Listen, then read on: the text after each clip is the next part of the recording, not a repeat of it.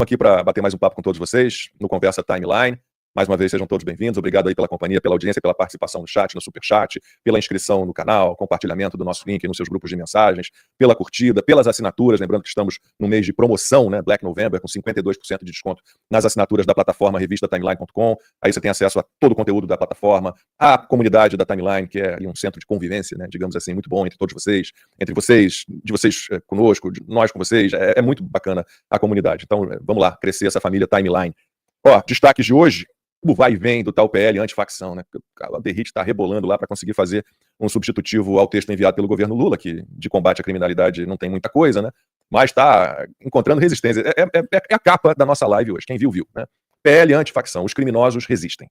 É isso. Resumidamente, é isso. Quem quer combate à criminalidade verdadeiramente está ali lutando ao lado do Derrite. Quem não quer, está contra as ideias do Derrite, que é alguém que conhece profundamente a área de segurança pública. Tem um deputado que está à frente da Frente Parlamentar da Agropecuária, ele quer colocar, inclusive, no PL antifacção, um artigo contra o MST. Não sei se ele vai conseguir, mas seria uma boa, viu?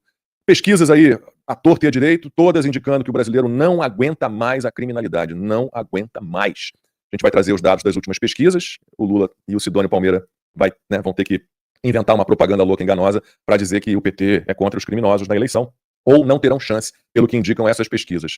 Tem uma pesquisa especificamente dizendo lá, ó, segurança pública será, como a gente tem dito aqui, né, será o tema principal das eleições, da campanha eleitoral do ano que vem.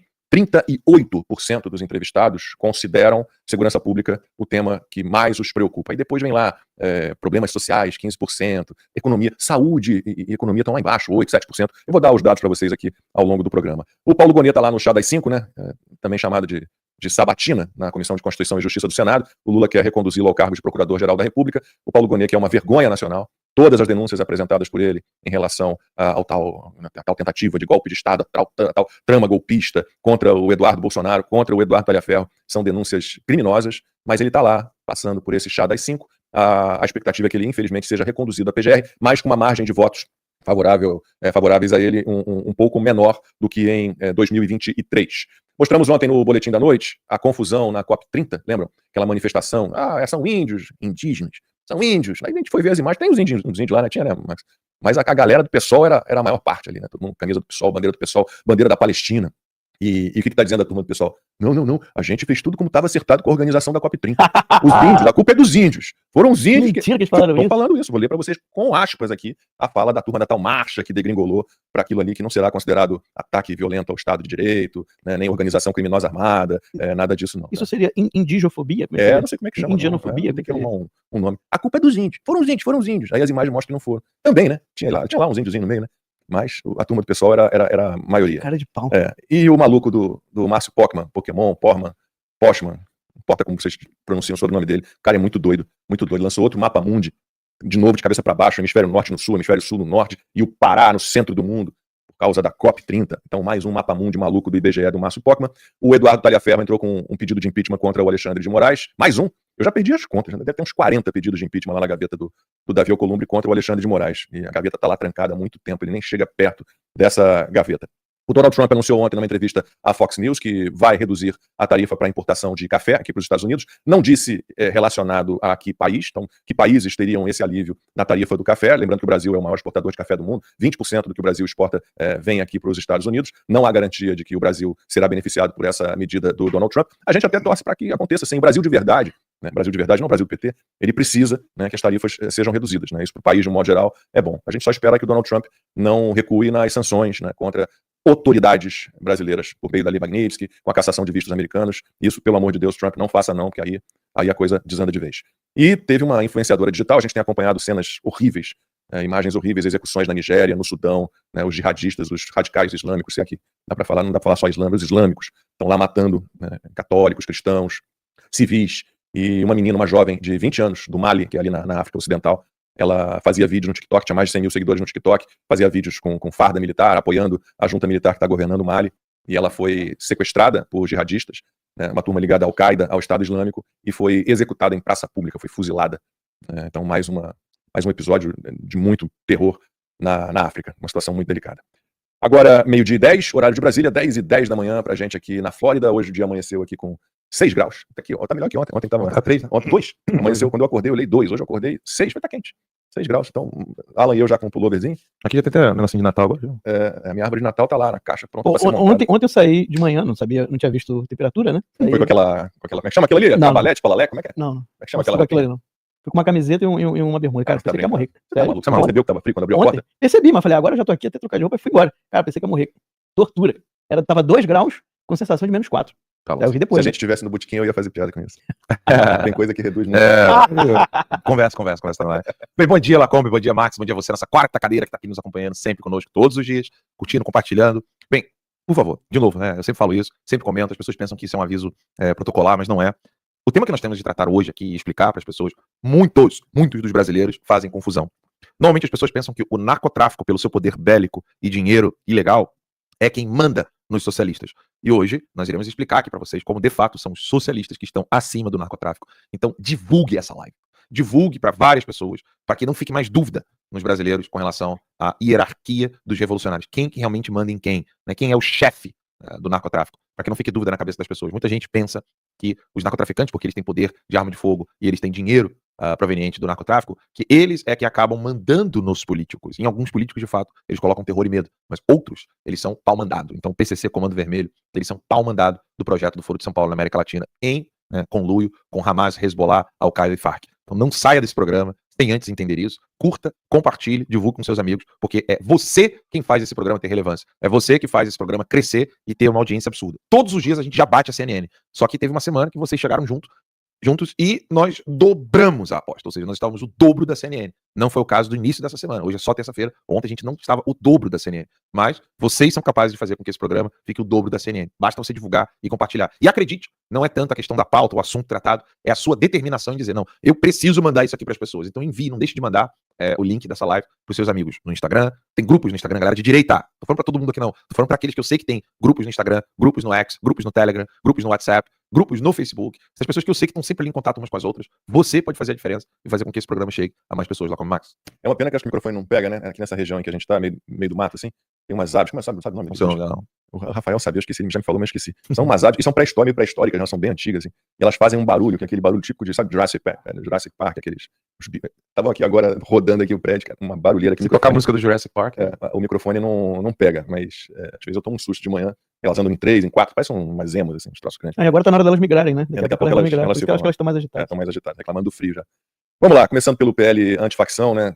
Um vai e vem danado. Aí estava o Lewandowski reclamando, mas como assim? O relator, o Guilherme Derrite, fez um texto em 24 horas, fez um texto em 48 horas. Se nós levamos 6 meses para elaborar esse projeto, que é um projeto maravilhoso, vai resolver todos os problemas da segurança pública, vamos acabar com a criminalidade. Será que o Derrite tem alguma experiência em segurança pública? O policial militar, foi bombeiro, policial militar, capitão da rota, né, que é um grupo de elite, né, de operações táticas da Polícia Militar do Estado de São Paulo, um deputado federal com atuação muito forte ligada à segurança pública, secretário de Segurança Pública de São Paulo, puxa vida, ele entende do assunto, né? Mas está encontrando uma enorme dificuldade para fazer o texto que todos nós esperávamos, e eu digo todos nós, porque eu vou citar daqui a pouquinho as pesquisas, e a grande maioria dos brasileiros quer a equiparação de facções criminosas a grupos terroristas. Quem não quer são os criminosos, os cúmplices dos criminosos, os apoiadores dos criminosos. Esses não querem. Mas aí o Derrite foi para lá, foi para cá, tá difícil de conseguir incluir isso no texto do PL antifacção. Também tentou dar uma escanteada na Polícia Federal, que agora, né, nessa operação do Rio de Janeiro, se recusou a participar da operação. Foi um absurdo, apesar de ter sido solicitada a ajuda da Polícia Federal. Não é para a Polícia Federal esse tipo de operação. O Andrei Rodrigues, diretor-geral, soltou essa ao lado do Lewandowski, que tomou logo um encontrão. Então estamos aqui na expectativa que vá à votação um texto decente, ainda que o Derrite esteja encontrando uma enorme dificuldade para fazer aquilo que deveria ser feito realmente, e a gente tem certeza que o Derrite, no íntimo dele, por vontade própria, ele conseguiria fazer ali, sozinho mesmo, viu? Democraticamente sozinho, tendo o conhecimento que ele tem, ele conseguiria fazer um projeto muito melhor. O presidente da Frente Parlamentar da Agropecuária, o deputado federal Pedro Lupion, ele é do Republicanos do Paraná, ele está com a ideia de incluir um artigo contra o MST no PL antifacção. Eu até gostei da ideia, mas também não estou sentindo firmeza de que isso vá emplacar, não. Tá? Mas vamos ver. Ele protocolou lá uma emenda para inclusão no texto do projeto, mirando grupos responsáveis por invasões de propriedades. Então, não só o MST, mas o MTST, né, do Guilherme Boulos também, né? Pelo menos era chefiado pelo Guilherme Boulos. O que estabelece essa proposta do líder da FPA, né, da Frente Parlamentar Agropecuária, proíba, eles querem que seja proibido que o poder público ofereça qualquer tipo de assistência a grupos envolvidos em crimes contra propriedades privadas ou públicas, rurais ou urbanas. Na emenda do deputado, grupos que pratiquem esbulho possessório, ocupação ilegal e depredação patrimonial não poderiam sequer ter o reconhecimento formal do governo como movimento social, porque é assim que o PT trata o MST, o MTST, ou defensor de direitos humanos. Aí eu vou trazer mais alguns dados e Alan e Max comentam em seguida. Os brasileiros não aguentam mais a criminalidade. Está todo mundo na expectativa de que o legislativo possa realmente endurecer de alguma forma as leis contra os criminosos. Né? Para 72,8% dos brasileiros, facções criminosas como o Primeiro Comando da Capital e o Comando Vermelho deveriam ser tratadas como grupos terroristas. 18,8% discordam da proposta. Vou repetir. 72,8% são a favor, 18,8% são contra. Levantamento feito pelo Instituto de Planejamento Estratégico, IBESP, 8,4% não souberam, não responderam, margem de erro de 3,1 pontos percentuais, para mais ou para menos, margem de confiança 95%. E olha que novidade que traz a pesquisa. Os eleitores de Bolsonaro em 2022 são muito mais favoráveis, 85,9%, à equiparação das facções criminosas a grupos terroristas do que os que votaram no Lula. Mesmo assim, os que votaram no Lula, a maioria é a favor também. 59,6% dos que votaram no Lula querem que facções criminosas sejam classificadas como grupos terroristas. Dos que votaram no Bolsonaro, 85,9%. E eu disse no início, segurança pública será, temos falado sobre isso sempre, será tema principal das eleições do ano que vem. Pesquisa da Quest agora mostra o que pode ser percebido, gente, com muita facilidade em quase todo o Brasil. Né? É isso, que a população quer que os criminosos tenham, né, combate verdadeiro. Eles devem ser combatidos de todas as maneiras possíveis legais. Né? Esse levantamento mostra os temas que mais preocupam os brasileiros, vão dominar as eleições, então vamos lá. Primeirão, a pesquisa trata como violência, tá? Eu vou chamar de criminalidade.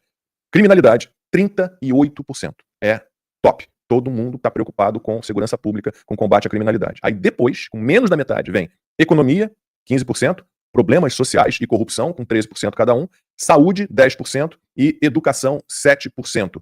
A Quest também indicou que 86% dos brasileiros concordam que a polícia prende bandido, mas a justiça solta porque a legislação é fraca. Né? E 86% tem esse pensamento, e 73% acham que organizações criminosas devem ser consideradas grupos terroristas. Então, mais ou menos o mesmo número mostrado pelo IBESP. Né? Outra pesquisa, agora do Instituto Paraná, mostra que 50,9% dos entrevistados desaprovam o governo Lula, 45,9% aprovam.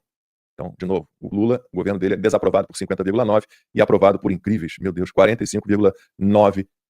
E o Lula, que vinha aí com a popularidade em recuperação, diante de todas as besteiras que tem dito, né, principalmente aquela de que os traficantes são vítimas dos usuários, tudo que ele tem dito demonstrando que os criminosos são gente boa, são parceiros, as vítimas da sociedade, né, ele tomou um tranco nessas últimas pesquisas. Deixo a palavra com vocês. Então, tem muita coisa pra gente falar sobre isso, tá importante essa questão da pele das facções contra o terrorismo. Primeiro é o seguinte, eles vão vir com a história, não, mas o terrorismo é quando um grupo quer colocar medo, né? Ele usa da violência para aterrorizar uma sociedade, para colocar medo. Aqui nós estamos falando, isso foi matéria da CNN, tá? Isso é matéria da CNN, explicando a diferença entre terrorismo e o narcotráfico, e por que não é a mesma coisa e tal. Né? Então eles vêm com essa história de que não, o terrorismo é quem causa medo na sociedade, quem quer agir através do medo. E o narcotráfico, organizações criminosas comuns, são aquelas que têm um objetivo econômico. Né? Então, se ela tem um objetivo econômico, né, não é terrorismo. Como se o terrorismo também não tivesse um objetivo econômico. Tá? Então esse é o primeiro erro. O segundo erro é o mais grave. Eu coloquei ali, o Vinícius Carrião colocou uma série de reportagens mostrando, né, que sim, o narcotráfico no Brasil, ele se propaga, ele se fortalece através do medo. É o medo que eles causam na população. Tá aí, ó. Expansão do Comando Vermelho, moradores de povoado do Ceará abandonam casas pressas e relatam pânico. Isso não é causar medo na população? Olha a outra. Entenda a diferença entre terrorismo e organização criminosa, que é o que eu estava explicando para vocês. Aí vem a do G1. Criminosos proíbem campanhas em áreas do Rio de Janeiro e indicam em quem a população deve votar. Vocês entendem? Não faz o menor sentido essa história. Então você quer dizer que os criminosos que colocam uma comunidade inteira, uma cidade inteira, como no caso do Ceará, de refém, né, que pegam as pessoas e queimam em pneus, que estupram, que matam. Não estou falando que matam policiais ou confrontos, não. Estou falando que matam as pessoas aonde eles estão. Eles causam o terror. E é por isso que são terroristas. E isso é o que quer dizer terrorismo. Sabe? É diferente quando você tem um bando que, sei lá, é especializado em assalto a banco. Então o cara vai lá, assalta o banco e volta. Ali realmente está claro, pelo significado que eles colocam de organização criminosa. Agora, os narcotraficantes, qualquer pessoa do Rio de Janeiro sabe, eles governam, né? Eles têm os braços políticos pelo terror. maiores, né? É pelo terror, pô. Não, eles estão ocupando os cargos políticos. Não é questão econômica. Aqui sempre falou sobre isso, começando pelas prefeituras, câmaras municipais. É terror mesmo. Eles têm o objetivo de causar o terror na população para manter todo mundo na coleira, tá? Aí, esse é o motivo que eles falam. Mas o verdadeiro motivo não é esse. O verdadeiro motivo que eles não querem botar o pele das facções como facções narcotraficantes como terroristas no Brasil, o verdadeiro motivo foi o que o Lewandowski falou. O que o Lewandowski falou? Né? Consegue colocar aí, produção? Dizendo que isso atenta à soberania nacional. Esse é o verdadeiro motivo. O verdadeiro motivo é que eles têm medo de que os Estados Unidos possa agir com mais liberdade contra as facções criminosas no Brasil, que autoridades internacionais possam agir com mais liberdade, a Interpol, né? Porque não vão ser só os criminosos. No crime de quando você tem crime de terrorismo, qualquer pessoa que esteja ganhando com aquele grupo terrorista, que esteja ajudando direta ou indiretamente esses grupos, também pode ser presa, pode ser punida. Então aqui é que está o verdadeiro medo deles, tá? Grave risco à soberania. Por que grave risco à soberania nacional? A soberania nacional é a proteção dos criminosos? Não faz o menor sentido. Agora, se a gente tiver no Brasil autoridades que são sócias do crime, aí a coisa começa a fazer sentido. Aí eu começo a entender o lance da soberania nacional, que aqui estaria sendo usado no mesmo sentido que o Alexandre de Moraes usa, né? Nos inquéritos, quando as pessoas se manifestam. Se você falar contra o Alexandre de Moraes, um atentado à soberania nacional. Se você falar contra o Lula, atentado à soberania nacional. Ou seja, é o atentado ao regime atual. É sobre isso que se trata. Né? Na hora que eu falar, engasguei. Perdão. É isso que as pessoas precisam entender. Quando eles estão dizendo ali, por exemplo, né? Nós queremos mudar o modo como é investigado o narcotraficante. A gente quer tirar esse poder dos estados e levar para a federação. É o problema. Ou seja, não é que a gente não quer investigar o narcotraficante. A gente quer tirar o problema dos locais. E é fácil você argumentar isso, né? Eu tenho até medo de falar essas coisas porque eu não quero que nenhum esquerdista copie, né? Mas eles poderiam dizer assim, não, porque a investigação local piora a situação do investigador. Ele fica mais exposto ao narcotráfico. É melhor que isso fique na Polícia Federal e sobre a manutenção da União, né? Muitas aspas, porque assim você protege até o investigador. Só que isso não é o que está por trás. Isso, o que o Max acabou de dizer é o grande medo deles. E eles confessam isso. Ao dizer, não, isso aqui é um problema de soberania nacional, o que ele está querendo dizer, o Lewandowski? Olha, eu não quero que um poder estrangeiro descubra que eu faço parte do conluio do narcotráfico. Que o Lewandowski prove o contrário. Se o Lewandowski vira pra mim e fala assim, não, eu não quero ninguém aqui dentro investigando narcotraficante que possa estar atuando de modo terrorista. Porque você tem narcotraficante no Brasil que não é terrorista. ADA, aqueles bosta da ADA lá no Rio de Janeiro, que é uma facção pequena, ou facções menores que tem na Bahia, no Rio Grande do Sul, no Paraná, em outras regiões, no interior de São Paulo. Acho que no interior de São Paulo esse cara não se fazem, não. Lá é só o PCC mesmo. Mas eu tô dando aqui apenas a título de exemplificação. Não estou querendo ser preciso aqui. É só uma questão de exemplo. As facções menores, de fato, elas não fazem parte de um plano maior. Porque isso que o Max falou, desculpa, eu vou ter que ser repetitivo, Max. Explicar o que você disse de novo, para que fique bem fixado na cabeça das pessoas. O que faz com que um grupo armado que consegue dinheiro ilícito por meio de narcotráfico, seja lá o que for, não seja reconhecido como grupo terrorista? Quando esse grupo não tem finalidades políticas. E quando eles não atacam civis com finalidades políticas. Pô, pra cima de Moá.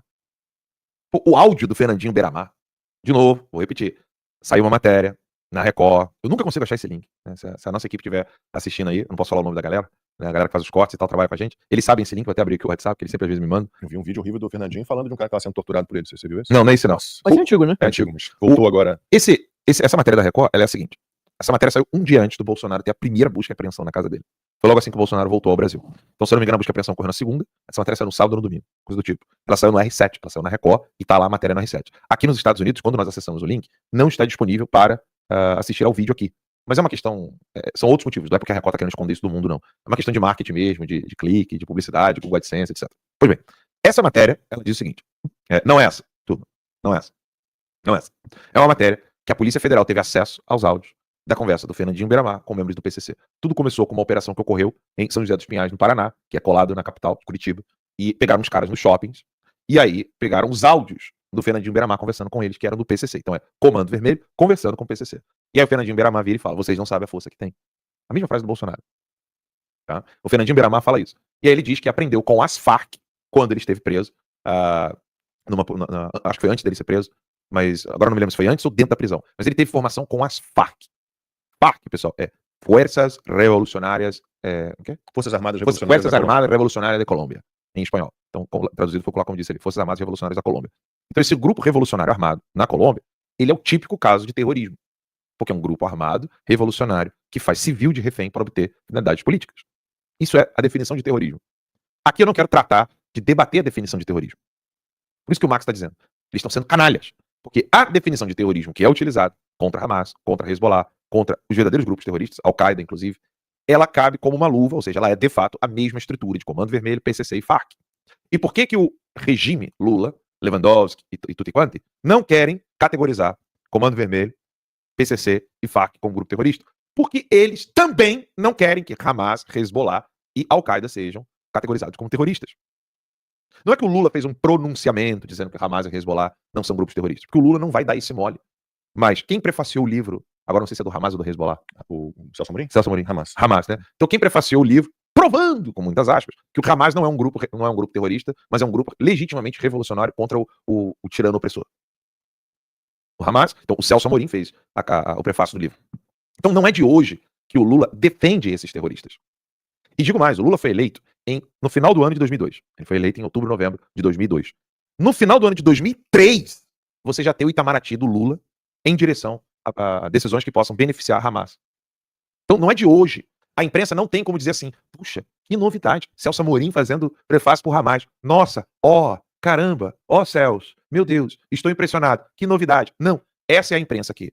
Ou por omissão culposa, que existe isso, tá? Omissão culposa. Ou por omissão culposa, ou retardo mental, que eu duvido que seja o caso, ou por cumplicidade total e absoluta, tá dizendo pra você que o PT não pertence ao Foro de São Paulo. Que o Foro de São Paulo não é isso tudo que o professor Olavo de Carvalho falava. Que isso aí é uma coisa que tem que ser minimizada, é só uma reunião de partido de esquerda pra fazer estratégia de esquerda, pra poder vencer a extrema-direita, blá, blá, blá, blá, blá. Essa imprensa que ficou ocultando o Foro de São Paulo durante décadas. O Foro de São Paulo foi criado em 1990, por Fidel Castro e por Lula. Então a mesma imprensa que ficou ocultando todas as denúncias do professor Olavo de Carvalho sobre o Foro de São Paulo, é a mesma imprensa que depois disse que o Foro de São Paulo não é isso tudo que as pessoas falam depois que isso ficou popularizado pelo professor Olavo de Carvalho no meio conservador. Então primeiro quiseram ocultar a existência do Foro de São Paulo. Depois, quando não tinha mais como ocultar a existência do Foro de São Paulo, eles quiseram minimizar o papel do Foro de São Paulo. Aí agora que está comprovado que o Foro de São Paulo é um grupo terrorista, eles querem minimizar o que vem a ser o terrorista, para depois, quando mais e mais provas nós tivermos para mostrar para vocês sobre o Foro de São Paulo ser terrorista, eles vão dizer para vocês, mas lá atrás eu já estava falando que esse negócio de categorizar grupo terrorista não é bem assim. É isso que eles estão fazendo. Então, pegou bem as fases? Presta atenção que você... olha pra mim. Prestou atenção? Olha aqui. Primeiro, Foro de São Paulo não existe. Depois, não teve como mais, porque o professor Olavo de Carvalho ficou ali enchendo o saco de todo mundo, provando que o Foro de São Paulo existia. Dos Estados Unidos. Porque teve que fugir, né? Dos Estados Unidos, ele não podia fazer isso no Brasil. E aí, quando a existência do Foro de São Paulo não podia mais ser oculta, né, ou podia ser ocultada, não, mas eles minimizaram a existência do Foro de São Paulo. Aí, o processo se repete. Esse negócio de grupo terrorista no Brasil não existe. Né? Esses narcotraficantes não estão conectados, não tem diálogo cabuloso. Parem de falar isso, proíbem de falar isso nas eleições. À medida que algumas pessoas ficam enchendo o saco e falando desse assunto, como é o caso da timeline, vai ficar cada vez mais evidente que não tem como mais disfarçar. Aqui, fase 6. Então não tem como mais disfarçar. Aí o que eles vão tentar fazer? Minimizar a existência de grupos terroristas no Brasil. A realidade nua e crua é que você que mora no Brasil vive num país que não só tem a presença de 4 grupos, 4 não, 6, né? 5 grupos terroristas. Eu não vou contar com a Janja aqui. Porque é bomba de... Como é que é? É um terror mesmo. Não, mas é o nome da bomba que dispara remédio, doença.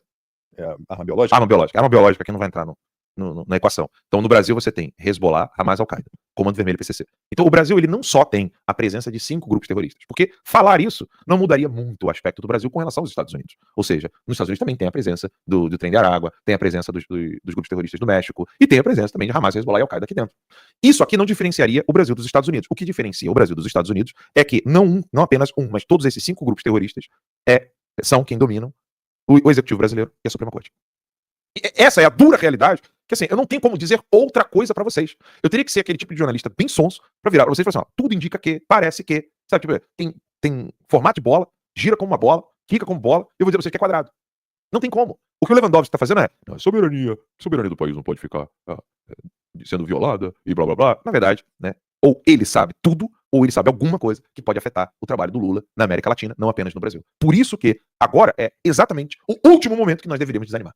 Exato. Porque nunca esse assunto que o professor Olavo de Carvalho gritava lá atrás virou assunto internacional, mostrando todas as ligações. Rússia, China e Irã, Foro de São Paulo e Estados Unidos. Ou seja, os Estados Unidos agora está contra. Lembrando que quem fomentou toda essa galera aqui foi o governo dos Estados Unidos da América sob o comando dos democratas. Era o Bill Clinton quem fomentou as Farc, quando ele fingiu atacar as Farc na Colômbia. Foi o Obama quem fomentou toda essa galera por meio do USAID durante décadas. Décadas. A CIA. Depois o Biden interferindo em eleições como ele interferiu nas eleições brasileiras. Ou seja, durante décadas, as autoridades do governo americano fomentaram, ajudaram a criar e alimentaram todos esses 5 grupos. Al-Qaeda, Hezbollah, Hamas, PCC, Comando Vermelho. Agora é a primeira vez que nós estamos vendo uma administração americana declarando guerra contra esses grupos. E não só 5, tem mais, né? Tem de Aragua, etc. Não, aqui no Brasil também, terceiro comando puro, os amigos dos amigos. Tem muito, cara. Tem muita. Agora tem um detalhe que eu acho que é interessante a gente reforçar aqui sobre esse assunto, porque o professor Olavo, ele já falava do Foro de São Paulo ali na década de 90. Ele já fazia matéria sobre o Foro de São Paulo e era chincalhado. O pessoal dizia que era loucura, que aquilo não existia. Ele começa a ser um pouco mais ouvido, os artigos dele começam a fazer mais barulho, ele tem que vir exilado, né? Autoexilado nos Estados Unidos, porque estava correndo risco de vida por causa deste assunto. Tá? E aí o que acontece? Foi a melhor coisa que ele fez, porque você tem o começo do Mídia Sem Máscara, que era um site de artigos, né, principalmente, alguma coisa de notícias, mas era principalmente artigos, onde mais pessoas, né, junto com o professor Olavo, começaram a falar sobre o assunto Foro de São Paulo, a mostrar essas conexões de grupos narcotraficantes, né, narcoterroristas internacionais, e como que eles estavam dominando a América Latina, como a administração americana, junto com a CIA, tá, estava favorecendo esses grupos, por alguns interesses que vai demorar para explicar agora, eu acho que não vem ao caso. E aí depois veio o Throat Speak, que é o programa do professor Olavo na rádio online, tá? Um web rádio, né? Onde ali o professor Olavo começa mais ou menos no final de 2006, eu conheci em 2007, o Alan que me apresentou o programa, e ali então é quando as notícias sobre o Foro de São Paulo começam a sair, né, de uma maneira muito, muito forte, porque não tem mais como esconder. E aí você tem os jornalistas que estavam há pelo menos uns 10 anos, né, ou mais, negando a existência do Foro de São Paulo, de repente começam a aceitar a existência do Foro, né, mais dizendo que não, mas isso era só uma cúpula, isso era um congresso, né, isso era a esquerda, se vocês estão querendo demonizar porque vocês são a direita fascista e não sei o quê, né, isso aí era só um grupo de políticos, de pessoas se reunindo para ver o melhor da América Latina e tal, para resistir ao imperialismo americano, deram uma série de desculpas. Tá? E depois a coisa avançou de tal, porque é óbvio, né, quando você começa, você vai saindo da espiral do silêncio, você tem essas fases, né, primeiro é a negação, que é a espiral do silêncio, quando alguém começa a quebrar, não tem mais como negar, mas aí você diminui. Mas é óbvio, já a caixa de Pandora abriu, as pessoas vão atrás de informações, as informações eram abundantes, porque não era difícil de você conseguir as atas das reuniões do Foro de São Paulo, e, de repente, então, você tem o próprio Geraldo Alckmin. Lembra disso? Foi qual ano aquilo? O Geraldo 2006. O Geraldo Alckmin falando do Foro de São Paulo, lembra? Não, ele falando do Foro de São Paulo foi um pouco depois. Foi pouco depois. Foi depois porque de 2006, 2007 é quando a coisa 2006 é o explode. Salve, né? O primeiro ato terrorista no Brasil. Pois é. E aí depois o Geraldo Alckmin, numa entrevista, ele fala do Foro de São Paulo, ele fala que todo mundo sabe que Lula, Fidel Castro, né, estavam envolvidos e que tinha envolvimento do crime organizado. Mas percebam um ponto crucial aqui. Para que o Foro de São Paulo chegasse ao conhecimento de todo mundo e a própria mídia, né, a própria velha mídia, tivesse que aceitar a existência e começar a falar sobre isso ser hoje um assunto muito mais conhecido do que antigamente, precisou do professor Olavo, né, exilar-se nos Estados Unidos para fazer essas denúncias ao Brasil. Entende? O Alan, ele entendeu isso muito antes, tá? Mas por uma série de questões acabou que o projeto não veio para os Estados Unidos antes, né, e com isso ficou impossível. Fica impossível você falar a verdade sobre este assunto de dentro do Brasil. Tá? É impossível, é simplesmente impossível. Então você tem que sair. E esse é o motivo pelo qual o Alan sempre fala: quando o Xandão cair, eu ainda não posso voltar ao Brasil. Por causa desse problema do crime organizado, que vai levar um tempo ainda para realmente ser tirado, né? É um câncer, né? O crime organizado no Brasil, esse narcoterrorismo no Brasil é um câncer, é um tumor que está comendo o país inteiro e precisa ser extirpado. Mas vai levar tempo ainda isso, tá? Então, a questão que eu quero trazer para vocês entenderem é o seguinte: a importância de uma mídia aqui nos Estados Unidos para falar isso e como que isso dá resultado. Pode ser que o resultado leve um pouco mais de tempo, mas dá resultado, tá, gente? Então, apoiem a Timeline. Se você ainda não é assinante, assine a Timeline, porque é essa possibilidade, é essa força que a Timeline consegue ter e até de trazer outras pessoas. Né? Outras pessoas poderem vir à Timeline e falar livremente. O Lucas Pavanato esteve aqui. Né? Pessoas que quiserem, às vezes, fazer uma denúncia contra o regime brasileiro, poder estar aqui. É graças aos assinantes que a gente está aqui, sendo esse bastião, esse posto avançado nos Estados Unidos, tá? Para falar a verdade, para poder acolher as pessoas que querem denunciar o regime brasileiro. Isso precisa ser feito. É uma pena que a gente não, que o Congresso não vai conseguir classificar os narcoterroristas como terroristas, né, que são. Porque isso ajudaria muito, isso aceleraria muito, ia acelerar muito o processo contra eles aqui nos Estados Unidos e fora. Infelizmente, não vai ser possível, porque de dentro é muito difícil. Tá? Então a gente precisa ter uma mídia falando todos os dias a verdade para que esse barulho, né, essas informações sendo espalhadas, você vai percebendo que o cenário muda. Tá? Isso é real. Então entra aí, aproveita que a gente está na promoção da Black November, lp.revistatimeline.com, faz a sua assinatura, tá? Vem com a gente, não sei quantos membros fundadores a gente já tem hoje, mas a gente quer fazer o 22 aqui com vocês de novo. Ô Max, você já viu aquelas bolinhas, aquelas piscinas de bolinha? Tá? Uhum. Imagine 100 mil piscinas de bolinhas, elas causam estrago, concorda comigo? Só que se você tiver, sei lá, algum lança-chamas, ou alguma coisa menor, você consegue combater o envio de 100 mil bolinhas, ou você consegue destruir as 100 mil piscinas de bolinhas. Não são 100 mil bolinhas, são 100 mil piscinas de bolinhas. Por que eu tô dando esse exemplo? A imprensa e a mídia mainstream, ela tem o jornalismo e a arte para glamorizar o narcotraficante e não mostrar os tentáculos desses narcotraficantes terroristas. O problema ainda é pior, tá? Porque o professor Olavo, ele não se resumiu em expor que os esquerdistas usam os narcotraficantes como braço armado de estratégia revolucionária para terror. O professor Olavo deixou bem claro que isso foi pensado desde o início e foi aplicado na década de 50. Se o Pedro puder colocar aí na tela Red Cocaine, o livro do Joseph Douglas. Quem é aluno do Olavo sabe disso, assim, de cor e salteado, de uma ponta a outra, todos os detalhes. Foi a Rússia, né, a antiga União Soviética, hoje Rússia, né, a antiga União Soviética. Ela é quem fez o design, ela é quem fez a estratégia, ela quem calculou como poder exportar terror, medo e desestabilização nos países que estavam muito bem obrigados com seus problemas menores. Esse livro aqui, Cocaína Vermelha, né, Red Cocaine, alguém traduziu esse livro e divulgou na internet. Eu não sei quem foi, inclusive parece que foi até seguidor do Terça na época que a gente divulgou. Esse livro aqui você pode encontrar de graça na internet para baixar. A Cocaína Vermelha, a drogadização, acho que é assim que se fala, né, da América e do Ocidente. Ou seja, deixa isso aí na tela, tá? Não tira não, deixa aqui o pessoal poder ver. Esse livro, ele explica em detalhes como que do ópio, lá da China, a guerra do ópio lá na China, os revolucionários soviéticos entenderam como se utilizar da droga para poder desestabilizar, destruir os jovens, destruir as famílias, destruir as sociedades, destruir completamente aquele tecido social e, além disso, conseguir dinheiro de forma ilícita, ilegal e criminosa para financiar as estratégias e as atividades dos partidos comunistas. Então isso não é um negócio assim, do nada os caras estavam presos ali no Rio de Janeiro, aí eles eram a tal da Falange Vermelha e de repente eles foram cooptados pelo narcotráfico, pelo grupo violento criminoso para ganhar dinheiro, como todos os relatórios, inclusive do FBI e da CIA, dizem. Os próprios relatórios mostram que eles ignoram esse fato aqui, porque a imprensa não trata disso, a universidade não trata disso, e o show business não mostra isso. Então quando você assiste aquele filme, qual é o nome daquele filme? Que o cara é o exportador de armas no mundo inteiro, como é que é o nome? Senhor da Guerra, alguma coisa. Mas em inglês, como é que é o nome? Não lembro. Não é Lord War. É com Nicolas Cage. Aquele filme lá é desinformação pura. Desinformação do início ao fim. Não vou falar aqui agora desse filme, porque não vem um ponto. Não é disso que a gente quer tratar aqui. Mas se você faz um filme igual aquele ali, com as informações do Joseph Douglas, explicando como que a União Soviética exportou drogas para o mundo inteiro, inclusive dando treinamento para essas pessoas, como eles puderem, como eles realmente fizeram, para formar esses grupos terroristas, você fica assim, cara, a Rússia é pior do que eu imaginava. Sim, é por isso que a senhora, em Fátima, avisou isso para 3 criancinhas. É pior do que você imagina. A Rússia não é um lugar onde eles vão lá, ensinam marxismo, socialismo e falam para os professores para eles ficarem sem tomar banho. Não é isso. É 1000 vezes pior do que você imagina. 1000 vezes pior. E o PT não é outra coisa senão a continuação desse trabalho marxista criado lá na União Soviética. Como está no livro, tá ali acho que atrás do Marx ali, o retrato de Oswaldo Peralva. Quando 50 brasileiros foram para a União Soviética, no Comitê Central do Partido Comunista da União Soviética, ter treinamento de como fazer isso aqui no Brasil. Na década de 50. Qual grupo de narcotraficantes existia no Brasil antes da década de 50? Diz para mim. Fala um mísero grupo de terrorista, ou, se você quiser usar, narcotraficante, que existia no Brasil antes da década de 50. E lembre-se, o tal da ditadura militar, o regime militar, não existia nessa época.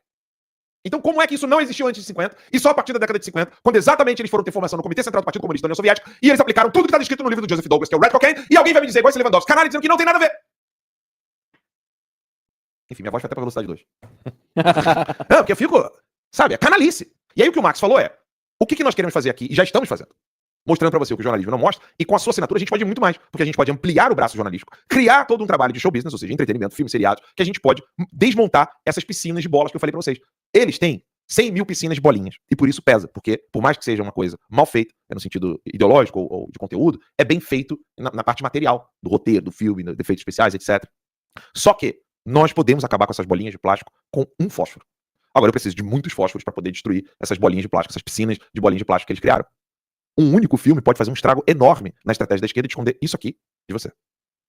Por isso a sua assinatura importa. O pessoal no chat estava perguntando se a gente ia disponibilizar o link do livro. A gente já colocou, né, nosso na comunidade. Na comunidade. Porque eu acho que a gente colocou também na época que o grupo de WhatsApp estava operando a 100%. Agora a Meta resolveu atrapalhar tudo, né? Todos os grupos de WhatsApp estão com empresariais, estão tendo problemas, mas na comunidade está disponível, não tá? Certamente, eu não tenho certeza, mas eu posso confirmar. Que a gente colocou, me lembro que a gente mandou, acho que o link, mandamos o link no grupo de WhatsApp, não me lembrava se estava na comunidade ou não.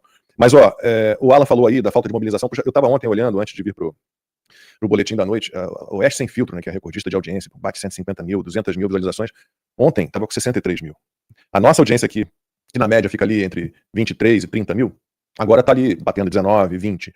Então o que eu sinto é que as pessoas dão uma desanimada, se desmobilizam, não perdem um pouco da esperança, vão largando, quando eu sempre digo que eu acho que o movimento teria que ser o contrário sempre. Quanto mais difícil fica, mais a gente se agrupa, mais a gente se junta, e mais a gente, né, luta todo mundo junto. Nós estamos com 17 mil aqui agora, a CNN está com 12.500, a Grande Ouro Verde também, Firme Forte 10.300, a Cláudio Dantas com 3 mil alguma coisa, DCM 2.500, CBN com 689 pessoas. ICL, milhão, né? O CL tá arrebentando com 406 aqui. Milhão, né? Não, mas eu acho que esse aqui é o segundo canal deles. Eles estão sempre um pouquinho melhor do que a Itatiaia. Mas bota aí, vou usar aqui o português do Wesley e do Red. Eles estão com 5 milhões? 6 milhões de visualização? Não. Mas a gente pode bater o dobro, e a importância dessa informação que a gente tá dando pra vocês, gente, assim, é algo que, assim, talvez, assim, eu fico constrangido de falar pra vocês, que são nossa audiência, que A é A, B é B, 1 é 1, 2 é 2. Eu confesso a vocês, às vezes é meio constrangedor. Mas eu sei que pode ter um ou outro novo, alguém turista, que chegou agora no canal, chegou há pouco tempo, não conhece o trabalho da Timeline, não acompanha desde outubro, ou não acompanhava o Terça Livre, que isso pode ser uma novidade para essa pessoa, e não é nenhuma vergonha. Essa pessoa olhar e falar assim, puxa, eu nunca ouvi falar nesse livro, puxa, muito obrigado, inclusive é até bom que vocês deem esse feedback aqui, mas nós precisamos fazer esse tipo de discurso ser, assim, completamente senso comum. O brasileiro comum precisa saber disso. Assim como o brasileiro comum sabe que a Janja é uma promotora de DST, ele tem que saber que todo esse assunto que a gente falou aqui agora é a mesma coisa. Ó, O Anderson Reis está dizendo que é o Oeste Sem Filtro ontem, o pico parece, deu 86 mil. Eu falei 63 mil, hora que eu estava vindo para cá, então ali um pouquinho antes. Se bem que já era o finzinho do programa, né? Eu estava vendo em delay, então estava mais ou menos no meio do programa, com 63 mil. 86 mil é muito pouco, para o Oeste Sem Filtro é muito, muito pouco. Então mobilizem-se, tá? Não desistam não. Né? Apoiem os veículos independentes, verdadeiramente independentes, porque senão vai ficar mais difícil. E temos novos membros fundadores. Ontem foram 18 novos membros fundadores. Agradeci a cada um deles, dei as boas-vindas a cada um deles. E hoje, 12 de novembro, já temos 7 novos membros fundadores. A turma que está aproveitando para valer a promoção de novembro com 52% de desconto. Ana Paula, seja bem-vinda à revista Timeline como membro fundadora. Rafael, seja bem-vindo à revista Timeline como membro fundador. Rafael. Tiago, seja bem-vindo, Tiago, à revista Timeline como membro fundador. Márcia, seja bem-vinda à revista Timeline como membro fundadora. A Ingrid, nome da minha nora, seja bem-vinda, Ingrid, à revista Timeline como membro fundadora. Maurício, seja bem-vindo à revista Timeline como membro fundador. E a Deolinda, seja bem-vinda à revista Timeline como membro fundadora. Ana Paula, Rafael, Thiago, Márcia, Ingrid, Maurício e Deolinda, muito obrigado pelo apoio de todos vocês, tá? Bem-vindos à família Timeline, muito bem-vindos. E a turma no chat nervosa, querendo que a gente fale sobre a sabatina do Paulo Gonet. O Lula está querendo reconduzir esse traste, Paulo Gonet, ao cargo de Procurador-Geral da República, com uma atuação patética nesses 2 anos, desde 2023, muito ruim, com denúncias absolutamente sem pé nem cabeça contra todos os envolvidos nessa absurda trama golpista, denúncia fajuta contra Eduardo Bolsonaro por coação no curso do processo, cadeia grave ameaça, cadeia violência, que configura coação, denúncia fajuta sobre o Eduardo, contra o Eduardo Talhaferro, que está aí entrando com pedido de impeachment contra o Alexandre de Moraes. Quer dizer, o cara faz uma denúncia como funcionário público, o ex, no caso agora, faz uma denúncia contra o superior.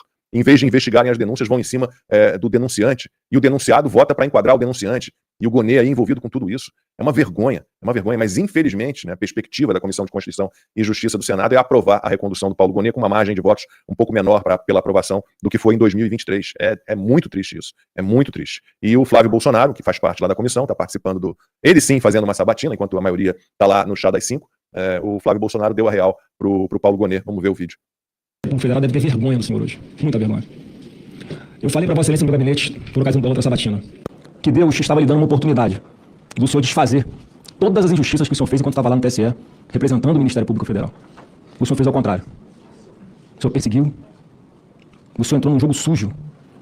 Uma pessoa que, para mim, é doente. Mas o senhor está lá. Parece cumprindo ordens dele. Eu quero dar só um exemplo de como é que o senhor não merecia estar sendo reconduzido. Teve aqui nessa Comissão de Segurança Pública o senhor Eduardo Talhaferro. Fez um monte de denúncia. Uma específica em que ele cita nominalmente o senhor.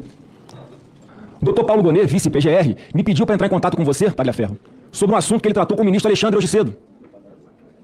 O ministro Alexandre de Moraes, tratando com o senhor de uma investigação que não lhe caberia. Ao juiz cabe julgar, não cabe perseguir ninguém.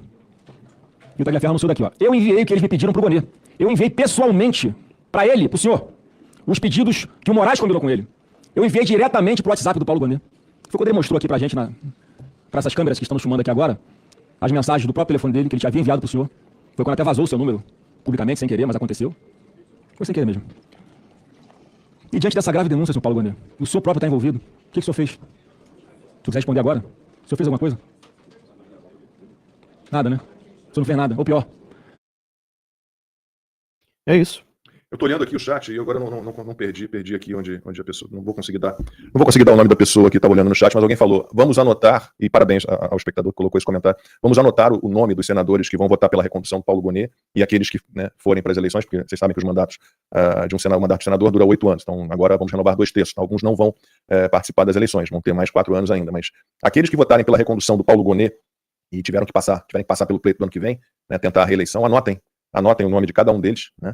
E não votem, e espalhem para todo mundo que está próximo, para que não vote também nesses sujeitos, né? Alguém também falou aqui no chat, lá como você está sendo muito bonzinho com o Paulo Gonet, tudo que ele tem feito é criminoso. Concordo, o que ele tem feito é realmente criminoso, né? Não há a menor condição de levar a sério algo nesse nível. E aí posso até puxar aqui uma outra pauta, antes de passar para a ala aí, Marcos. Então, antes de outra pauta? Não, ainda no Paulo Gonet? Tem ligação, rapidinho. É porque o advogado Paulo Faria, ele protocolou nessa terça-feira um pedido de impeachment do ministro Alexandre de Moraes, do STF, no Senado, né, que é a casa que deveria vigiar o vigia, mas o Davi Alcolumbre não está nem aí, como assim também não estava o Rodrigo Pacheco. Representação assinada pelo Eduardo Talhaferro, que foi citado ali pelo senador Flávio Bolsonaro, ex-assessor do Alexandre de Moraes no TSE, que tem feito aí uma série de denúncias, apresentando provas e mais provas de abusos, arbítrios e ilegalidades praticados pelo Alexandre de Moraes, e ninguém dá a mínima. Vão em cima do denunciante, e todas as provas das denúncias. Ele ia ficar assistindo aquilo tudo ali, prevaricação, quer dizer, você é um funcionário público, trabalha numa repartição pública, você vê o seu chefe ali fazendo uma bobagem, né, um desvio de dinheiro, uma fraude, né, fazendo alguma falcatrua. Você ficando quieto, né, você está cometendo um crime de prevaricação. Você tem que ir lá e denunciar o cara. Você é obrigado a fazer isso. Né? E a denúncia preparada pelo Paulo Gonet, ela só tem uma coisa boa, no fim das contas, contra o Eduardo Talhaferro, no caso, que é o reconhecimento de que todas as mensagens que estão sendo apresentadas pelo Eduardo Talhaferro, e-mails, mensagens de grupos de mensagem, WhatsApp, né, essas coisas, tudo isso é verdadeiro. Porque ele está sendo denunciado por divulgação de conteúdo sigiloso. Né? Portanto, aquilo tudo ali é verdadeiro. E deveria ser investigado com afinco. Bom, então, o documento apresentado aí, esse pedido de impeachment novo, mais um pedido de impeachment contra o Alexandre de Moraes, acusa o Alexandre de suspeito e impedido para atuar nos processos que envolvem o Talhaferro, porque tem isso que eu disse. O Alexandre de Moraes é denunciado por alguém e decide aceitar uma denúncia contra alguém que o está denunciando. Isso não faz o menor sentido, né? Mas o menor sentido. Aí a defesa sustenta que Moraes é, simultaneamente, a defesa do Talhaferro, acusado, vítima, inquisidor e juiz, o que violaria o princípio do juiz natural e configuraria crime de responsabilidade previsto no artigo 39, inciso 2 da Lei 1079 de 1950, que é a lei do impeachment. Né? De acordo com esse pedido, a suspeição do Moraes se confirmou quando o magistrado participou como relator e votante do julgamento virtual, porque a denúncia foi apresentada por esse criminoso que está ali sendo sabatinado no Senado, né? Uma denúncia sem pé nem cabeça, atendendo aos desejos do Alexandre de Moraes. Os advogados do Eduardo Talhaferro não tiveram chance de fazer uma defesa oral dele, né, na análise da denúncia, foi tudo virtual, aquele votinho que eles depositam lá eletronicamente. Né? E o Alexandre de Moraes, em vez de se declarar suspeito, já que ele é o denunciado pelo Talhaferro, não, ele vota pela aceitação da denúncia e ele é o relator do caso. E está lá o Davi Alcolumbre acumulando, né, parece que ele tem uma coleção de pedidos de impeachment do Alexandre de Moraes. Quem me dera ele tivesse um número mágico, quando chegar a 50 eu pego um. Mas não é assim que funciona. Eu sei que o pessoal não vai gostar muito do que eu vou falar, mas assim, eu sinto falta de uma coisa mais enérgica por parte do Flávio, sabe? Porque... mas ali naquela situação... não, mas assim, pode dar sono, né? O cara tá destruindo a vida do pai dele, né? Enfim, o Flávio, não acho o Flávio uma má pessoa, mas pelo amor de Deus, não sei, é porque eu sou meio porra louca, né? Eu fico meio exaltado. Uma referência, tu não parece calmo, Pet, você. Mas eu acho que falta, assim, um pouco mais de, não por parte do Flávio, mas por parte de toda a direita brasileira, assim, essa consciência de que nós estamos lidando, literalmente, em um cenário de guerra. É que as guerras hoje, gente, elas não são mais como você assistia a guerra há um tempo atrás. Há várias guerras em curso nesse exato momento no mundo. E não dá pra minimizar, porque tem menos derramamento de sangue, como na Segunda Guerra Mundial, não dá pra minimizar e dizer que isso não é guerra. É que a situação, conforme ela vai piorando, é que ela chega ao derramamento de sangue.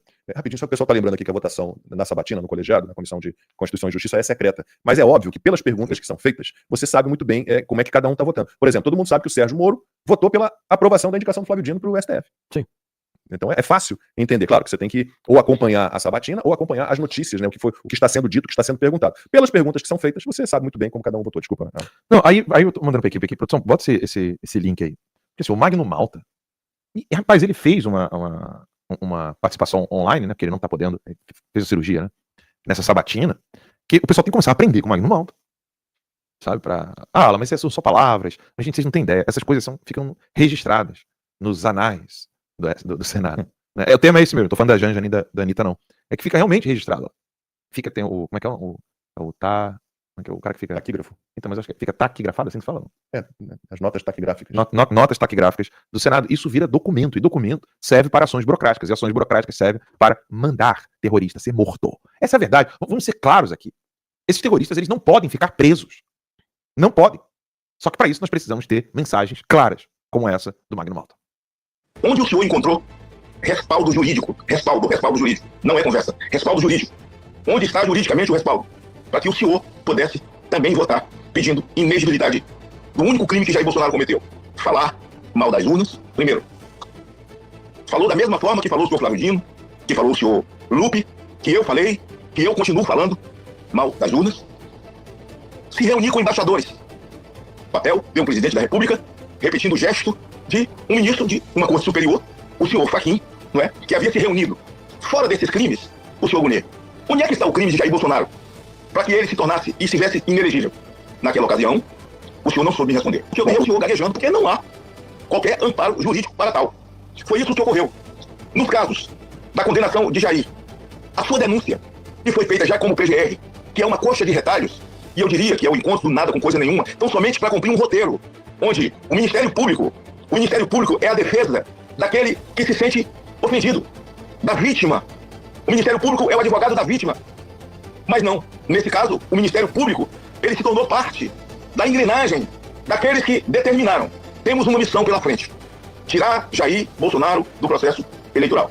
Faz só para lembrar o senhor que não sei como o senhor se manifestou e onde estava quando a esquerda, quando o Lula estava preso por peculato, por lavagem de dinheiro, por formação de quadrilha, Eles foram para o exterior com dinheiro público, foram até Al Jazeera, foram ao mundo árabe, foram aos democratas americanos buscar ajuda para que pudesse livrar o Lula da cadeia. Eles podem fazer. As fotos estão comigo. Se o senhor quiser, eu mostro as fotografias de Chico Alencar, de Jandira Fegali, de Randolph, de tantos outros que estão aí, que foram lá buscar. Ora, qual é o que eles cometeram? É o lado político deles. É o espectro político deles. Vocês viram que eles tentaram... Tá funcionando? Aí Vocês viram começa a abrir microfone. Eles tentaram calar o Magno Malta. Ele deixou bem claro, ó, vocês foram até Al Jazeera, ou seja, a TV oficial dos terroristas. Vocês foram até a TV oficial dos terroristas. Gente, é sério. Nós precisamos de parlamentares que tenham mais consciência do que está acontecendo. O Magno Malta é impressionante, como ele tem essa clareza. E dá o recado sem dar o recado, entendeu? Sabe aquela coisa do... Eu falo aqui até onde dá e o povo vai entender o resto. Al Jazeera é a TV dos terroristas. O esquema da Al Jazeera com a CNN, não sei se você sabe como é que é, né? A CNN vende... A Al Jazeera vende para a CNN uma programação ou um correspondente internacional, alguma coisa do tipo, por preço de banana. Aí a CNN vende para a Al Jazeera um conteúdo qualquer, bosta, a preço de ouro. E é assim que ele é financiado. O terrorismo financia a CNN, gente, não é brincadeira. Isso já é arquiconhecido aqui nos Estados Unidos. Não sei se ficou claro pra você que tá em casa. Então imagina assim, a Al Jazeera vai lá e vende pra CNN um vídeo de não sei quantos minutos, segundos, de um terrorista, sobre um terrorismo, às vezes até criticando, né? Falando de células terroristas, de não sei o quê, às vezes amenizando na cara dura. Mas eles vendem aquele conteúdo que é super barato de produzir por um preço de banana mesmo. Mas eles compram da CNN, ou seja, o dinheiro da Al Jazeera indo pra CNN. Eles compram da CNN um conteúdo qualquer, que nem é o Prime da CNN, nem é o produto mais caro da CNN, um vídeo, uma reportagem, um documentário, coisa do tipo, com preço de ouro. É como se você comprasse um jornal local de esporte da CNN, mas o preço do Globo Esporte. Entendeu? Então é assim que eles financiam. É assim que o dinheiro árabe entra na CNN. China, mesma coisa. A CNN compra alguma coisa da China, Partido Comunista Chinês, por meio de vários nomes lá, e aí eles compram por preço de banana, mas a CNN vende para o Partido Comunista Chinês um conteúdo caríssimo. Vou dar um exemplo para vocês. Vamos dizer que a Timeline quer financiar um canal qualquer no Brasil. E a gente quer fazer com que o dinheiro brasileiro venha para cá, o dinheiro americano vá para lá, ou vice-versa. Então funcionaria da seguinte maneira. Eu compro o produto de algum canal no Brasil, 30 minutos aqui, ou 10 minutos, ou 5 minutos, ou 2 minutos de um vídeo qualquer que a gente vai colocar aqui na Timeline, preço X. Vamos botar aqui, sei lá, $1.000 por vídeo. Tá? E aí, eu compro esse produto. Aí, essa empresa lá no Brasil vai comprar, não Conversa Timeline, vai comprar um vídeo qualquer, feito por alguém, com o nome Timeline, que está realmente trabalhando com a gente, mas uma pessoa qualquer, falando sobre a situação do esgoto nos bairros pobres de Orlando. Tá? Não é o Conversa Timeline. Só que vai comprar esse programa ao preço do Conversa Timeline. É assim que eles se financiam. Essa gente é imunda. E é isso que o Magno Malta está despertando para vocês. Olha, os esquerdistas foram até Al Jazeera para poder falar do Lula. E a gente não pode nem usar as redes sociais para mostrar o que está acontecendo. Vocês são canais. Vocês querem calar o presidente Bolsonaro, querem fazer com que ele seja colocado num lugar tenebroso, que não é a prisão. Eles querem colocar o Bolsonaro no quarto do PCC para matá-lo. E os políticos brasileiros estão deixando. Agora o Senado tem que tomar muita vergonha na cara. O Paulo Gonet, ele perdeu o visto, cara. Ele perdeu o visto. Ele é um sancionado. Não é possível que o Senado vai ter a pachorra de colocar um sancionado internacional como Procurador-Geral da República. Sabe, é uma cinta, é um negócio que não tem nem comparação. Não tem nem comparação, não tem como aceitar uma coisa dessa. É ridículo. É ridículo. Era uma coisa para ser rechaçada por 99% dos senadores. E mais, nós não tivemos 41 senadores assinando o impeachment da Alexandre de Moraes? Mais alguns que falaram que iriam, né, caso, que votariam pelo impeachment caso fosse pautado? Então vamos dizer que fosse aí 45. Cadê esses senadores agora para parar essa recondução absurda de um sancionado internacional, alguém que agiu em conluio com Moraes? Foi o que o senador Flávio Bolsonaro falou. Não sou eu que estou falando. Que você estava agindo como se estivesse obedecendo ordens. Como se estivesse obedecendo ordens do Alexandre de Moraes. As acusações ridículas. Quem não lembra quando tem aquele ato falho lá que ele fala assim, fiz merda, como é que ele fala? Eu não me lembro. Tem uma coisa dessa assim? Ele fez uma pergunta, se não me engano, errada. Fiz merda. Fiz cagada, bem lembrado. Fiz cagada. Boulos. Né? Tem diferença. Tem diferença. Aí ele fala, fiz cagada. Ou seja, não é mais pela justiça. Não tem nada a ver com justiça. Não tem nada a ver com uma atuação que seria normal, né, de um procurador-geral da República. Não, é perseguição política pura. É isso que os senadores têm que entender. Quando eles colocam o Gonet, eles estão colocando uma faca no próprio pescoço. Essa insanidade que eu não consigo entender. Não consigo entender. Sabe, de você votar, é o tiro no pé, o tiro no joelho, né? Não é nem tiro no próprio pé, não, é tiro no próprio joelho mesmo. E tiro no pé é pouco. Você reconduzir uma pessoa como o Paulo Gonet. Então não tem que tomar vergonha, não é possível que a gente vai ter um Senado tão entregue assim. Não é possível. E aí não tem mais desculpa do Alcolumbre, né? Não. Nesse caso não tem desculpa do Alcolumbre, que é a maioria. Se a maioria votar contra, ele não é reconduzido. O voto tinha que ser aberto, né? Eu sou a favor do voto aberto. Pra mim, o voto aberto, o Moro não seria reeleito de jeito nenhum. Posso dizer, todas as votações do Legislativo tinham que ser abertas. Todas. Eu sou a favor. Como são os representantes do povo que estão lá, cacete? Exato. Caramba, eles têm que estar preocupados com o votando. povo, não é preocupado com os acordos deles, não. Eles que se virem com os acordos deles. A gente não tem nada a ver com o acordo que eles fazem. É porque aí eles falta ética, né? O que é ética? É você ter comportamentos honestos, né? Princípios, morais, mesmo quando não tem ninguém olhando. Né? Mas se você bota tudo votação, todos os temas, todas as matérias, tudo votação aberta, nominal, se puder, assim, nada de painel também não, vai lá e fala. Sou contra, sou a favor, beleza, tu é a cara do sujeito. É isso, mas tem que ser isso. O único acordo que vale é o acordo que foi feito na urna. O que o cara prometeu e a pessoa acreditou na promessa dele e votou. Esse é o único acordo político que tem que valer. O resto não interessa à população. Bom, vamos falar um pouquinho, a gente já falou um bocadão ontem no botequim da Timeline, à noite, mas vocês viram lá, né, houve uma manifestação em Belém, né, a tal Marcha Global Saúde e Clima, né, juntaram uma galera ali, uns índios, com os integrantes do PSOL, né, uns ativistas, socialistas e comunistas, e a galera fez uma caminhada de 1,5 km por Belém, terminando ali no local no qual está sendo realizada a COP, né, essa conferência mundial, antigamente era do meio ambiente, agora a FLOP 30. E aí chegaram lá ao local do evento e invadiram a tal da Blue Zone, que é a área restrita, onde são realizados todos os encontros das autoridades. Aí os organizadores dessa tal marcha disseram que eles cumpriram, vou ter aspas aqui, cumprimos os acordos previamente firmados com a organização da COP30. Os indígenas é que se desprenderam da manifestação e partiram de maneira independente rumo à Blue Zone. E aí a gente mostrou, não sei se a gente tem como recuperar, a gente mostrou várias imagens desse evento. Você vai ver que há um grupo de índios, mas você tem a maior parte dos manifestantes, e estou chamando de manifestantes uma benevolência aqui, quase como um eufemismo, né? Todos com camisas amarelas, bandeira do PSOL, contra a exploração de petróleo na margem equatorial da Amazônia, bandeira da Palestina, mostramos ontem no botequim um bandeirão da Palestina, os seguranças rapidamente cataram o bandeirão da Palestina e saíram quebrando tudo, 2 seguranças ficaram feridos, e é impressionante como a turma do PSOL foram os índios. A gente não teve nada a ver com a história, mas não, aí as imagens estão todas aí. Agora pergunte, quantos foram enquadrados, não vou nem falar golpe de Estado, aí também era pedir muito, né? Mas atentado violento contra o Estado de Direito, atentado contra a democracia, organização criminosa armada. Né? Ninguém. Olha lá o bandeirão, olha lá, mas lembra? Bandeira da Palestina. O segurança vai lá e tira. Os índios com a bandeira da Palestina. Olha lá. Estava fincada no meio da aldeia, né? Tem as ocas ali, no meio da aldeia tinha a bandeira da Palestina, levaram para a manifestação. Cadê os índios? Cadê os índios? Cadê os índios? Cadê os índios? Cadê os índios? Cadê os índios? Cadê? Não tem. Tô vendo mais não.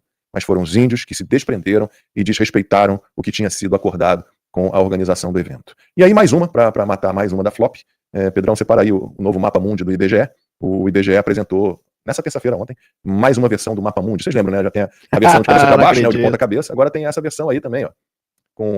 Tem marcado ali o estado do Pará e Belém, de cabeça para baixo, quer dizer, o hemisfério sul transformado em hemisfério norte, o norte transformado em hemisfério sul, e o Brasil no centro do mundo, e mais do que o Brasil no centro do mundo, o Pará, né, em especial Belém. E o IBGE explicou, do maluco do Márcio Pockmann, uma nova perspectiva do planeta traz esse mapa, destacando o Pará e Belém, a capital simbólica do Brasil, durante a COP30.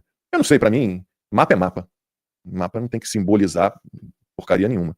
Mas a gente está entregue à turma do Pokémon lá no IBGE, inventando essa porcariada toda. Deus me livre. Algum comentário? Tem aí uma pauta também para puxar, né? Não, era só para falar dessa questão não era nem do Mapa Mundi, não. Era mais para falar de outra coisinha, mas se quiser posso falar agora já. Não, se vocês querem comentar alguma coisa. Eu não queria, porque saiu a fala do Moro. Eu quero falar Oi Portugal Telecom e a foragida do FBI. Opa. Da Interpol, na verdade. Opa. Não, eu queria só dar um exemplo prático do que vocês acabaram de falar sobre a questão do Gonê. Que o Lacombe falou, é só você ver as perguntas que você vai saber. Quem vai votar a favor, são 2 votações, né? Ele passa pelo colegiado, passa pela CCJ e depois vai para o plenário. Mas eu acho que dos senadores que estão ali na sabatina, é fácil você perceber quem está fazendo o jogo do Gonê. Mas agora, então, eu quero mostrar isso. No plenário é mais complicado, mas você pode também, se você for uma pessoa fuçadora ali, corre atrás das informações, como é que pensa cada senador, você vai identificar pelo número de votos favoráveis, você vai identificar exatamente quem votou pela recondução de um criminoso como Paulo Gonê. Então, mas é isso que eu quero exemplificar, a questão que você falou, com esse vídeo aqui do Moro. Olha o que o Moro perguntou pro Gonê. Lá vem. Consegue colocar aí, produção? Mais uma decepção. Lá vem o homem macaco. Também teria aqui a indagação a Vossa Excelência sobre a questão do 8 de janeiro. Mas vou me deter apenas no aspecto aqui, Trogonê, e tomando liberdade de indagar a opinião de Vossa Excelência, pensando, tem a controvérsia se houve o golpe ou não houve o golpe. Tá? Isso é uma matéria controvertida na sociedade, a justiça está dando a sua posição, o Ministério Público tem a sua posição, mas em relação àqueles manifestantes do 8 de janeiro, o que me parece, eu fui um juiz muito duro, 22 anos, como juiz federal, sempre fui muito firme contra os criminosos, mas em relação àqueles manifestantes, as penas, e há uma reclamação em toda a sociedade, olha aí, 12 anos de pena para a Débora dos Santos, 18 anos de pena, 17 anos para os olha aí, Vossa Excelência não vê um espaço para redução de pena olha aí, essas pessoas? Eu até tive a oportunidade de contatar algum deles, Trogonê. E são pessoas muito simples. E mesmo na pior hipótese acusatória desses casos, de que teria havido um golpe, eu discordo particularmente, e tem pessoas que não são relevantes, pessoas relevantes na sociedade que entendem também que há questionamento se houve ou não um golpe. O ex-ministro Nelson Jobim, por exemplo, tem esse tipo de questionamento, o ex-presidente Michel Temer também tem esse questionamento. Mas mesmo na hipótese do golpe, essas pessoas teriam sido no máximo uma massa de manobra. E aí quando se vê pessoas tão simples pegando penas tão pesadas, A indagação faz Vossa Excelência não haveria espaço para redução dessas penas, seja no âmbito judiciário, com a concordância eventualmente da Procuradoria-Geral da República, para baixar essas penas, ou uma aprovação de uma medida legislativa para redução dessas penas no Congresso. Se Vossa Excelência pudesse manifestar sobre essa questão, respeitosamente faço essa indagação, gostaria de ouvi-la a esse respeito. Uma outra indagação que faria, Dr. Gonet. Pode pausar. Ele é da turma do Paulinho da Farsa. Dosimetria. PL da dosimetria. O Moro não fala de anistia, não fala de nada que realmente importa, e eles joga a narrativa que a gente já sabe que é furada. Ele vem com a história de dosimetria de pena. Gente, por favor, não dá pra comprar o Moro mais não, cara. Não é possível. Para nada. Pra mim, por algum tempo. pra mim ele acabou. Paraná. Pois é, pra mim ele acabou num momento em que ele traiu o Bolsonaro ali, porque fez um show midiático e inventou que o Bolsonaro seria corrupto. Vocês lembram disso? Porque ele levanta suspeita de corrupção e que teria prova na tal da reunião. E que o Bolsonaro sabiamente gravou e quando se viu não tinha nada. Ou seja, ele é um mentiroso. Mentiroso. O Moro é um mentiroso, gente. Tentou jogar a culpa no Bolsonaro, já que o Bolsonaro nunca tinha feito. No caso do Ramagem. Pois é. Envolvendo o Ramagem. Pois é. E ele queria Que é bem, desculpa interromper, Max, mas que é a pólvora que faltava pra tudo isso que o Alexandre de Moraes está fazendo hoje contra o Bolsonaro. Exato. E eles iriam utilizar daquilo. O Moro fez isso. Ele é responsável por isso. Eles iriam utilizar Ele, daquela Danilo falsa Gentili. acusação de crime. Falsa acusação de crime. Ele, melhor do que ninguém, sabe muito bem o que ele tá fazendo. Rita Maria, espero que se realize. Moro cancelado com sucesso. Entende? Ele precisa, Tomara, gente. Paraná. Ele não pode mais ser eleito pra nada. Mas ele tem mais 4 anos ainda, né? Não, mas você não tá ponto não é entendendo, esse. Lacombe. Sim. O pessoal já tá querendo botar como governador. Não, que eu ano adoraria que que ele vem. estivesse saindo agora, entendeu? Tivesse que concorrer à reeleição, mas ele, na verdade, foi eleito em 2022. Mas o pessoal quer botá-lo como governador. Mas aí... Ô, Lacombe, Não, pelo amor de Deus, Paraná, não inventa tem uma isso, não. série de situações aí envolvendo o nome do Moro, como se fosse um candidato de direita. Gente, ele é do sistema totalmente. Ou ele tá falando de dosimetria, quando ele deveria estar falando de anistia ampla, geral e restrita. Ou seja, ele tá dizendo que duvida do golpe, então ele acredita que as pessoas são inocentes, e ele tá disposto a botar o inocente na cadeia, desde que seja por pouco tempo. Olha o absurdo que ele acabou de falar. Sabe aquela coisa do Pilatos? Eu não vejo culpa nele. Vai lá e coloca ele pra tomar chibatada. Eu não vejo culpa, mas dá chibatada nele. É a mesma coisa. Assim, o Moro não pode mais ser eleito pra nada, nem pra síndico de prédio. E o pessoal do Paraná dizendo que ele tá à frente nas pesquisas. Meu Deus do céu, cara. É o que eu tô te falando, Lacombe. É o que eu tô te falando. Se criticar, vai ter gente que tá falando que você odeia o Paraná, que nem falar fizer comigo daqui a pouco. Não dá, cara. A pessoa tem que acordar. O cara tá falando de dosimetria. Pra gente inocente. Pra gente inocente. Que ele diz que acredita que as pessoas são inocentes. Isso é muito louco, cara. Olha o nível de loucura. Mas é óbvio que aqui não importa o que ele acredita, entende? São interesses. Ele é da terceira via. Ele não é da direita, gente. Acordem. Ninguém honesto, com caráter, faz o que ele fez com o Bolsonaro. Inventar, tirar print e mandar pro Jornal Nacional. Ele fez isso. Ele pediu demissão numa entrevista coletiva, né? É isso que eu tô te falando. Ele fez um show. A gente A percebeu. gente tava lá no dia. Eu e o Max. Eu tava lá. Presencialmente. Aquilo foi ridículo. E muita gente parou. Falei, pô, o cara é juiz. O cara tá dizendo que Exato. o Bolsonaro tá interferindo na Polícia Federal. Esse cara deve ter um monte de prova encabeçada. Exato. Ele vai jogar Mas sobre a ele- mesa e vai dizer, ó, acabou o governo Bolsonaro, tá aqui, ó, todas as Mas cagadas ele que fez isso de propósito. E nada, não tinha nada. Ele estava revoltadinho com a indicação do Alexandre Ramagem para diretor-geral da Polícia Federal dentro da lei, porque é uma prerrogativa do presidente da República. É o presidente da República que indica o diretor-geral da Polícia Federal. O Lula pôde indicar o André Rodrigues, que por acaso exerceu o mesmo papel que o Ramagem exerceu na campanha do Bolsonaro em 2018. O André Rodrigues foi o chefe da segurança do Lula durante a campanha de 2022 e se tornou diretor-geral da Polícia Federal. Mas o Bolsonaro não podia. Mas Tá escrito na Constituição, mas ele não Mas podia. aí fica mais claro ainda que ele tá ligado ao STF. Os policiais que invadiram a minha casa na primeira busca e apreensão estavam lotados com o Moro no Ministério da Justiça. É isso. Tem noção disso? E a primeira busca e apreensão foi a mais cruel. Aquela que apontou, de fato, fuzil destravado pra minha esposa grávida de 9 meses. Não, os absurdos, os primeiros absurdos que a gente enfrentou na época da Covid eram consequência de medidas do Mandetta Sim, e do Moro. Sim.